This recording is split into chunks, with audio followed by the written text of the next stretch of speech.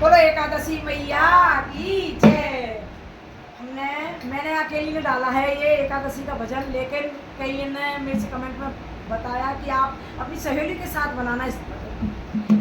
कई चैनलों पे राधा शरणम मंडली, भजन मार्ग और मनोरमा, उन सब के चैनल से सुना मैंने, और मैंने भी डाला, लेकिन मैंने अकेली ने गाया था। अब मैं इनके साथ गाऊंगी और आप सुनना, बताना हमें कि हमने अब कैसा गाया है। अच्छा लगे तो लाइक करना। ओ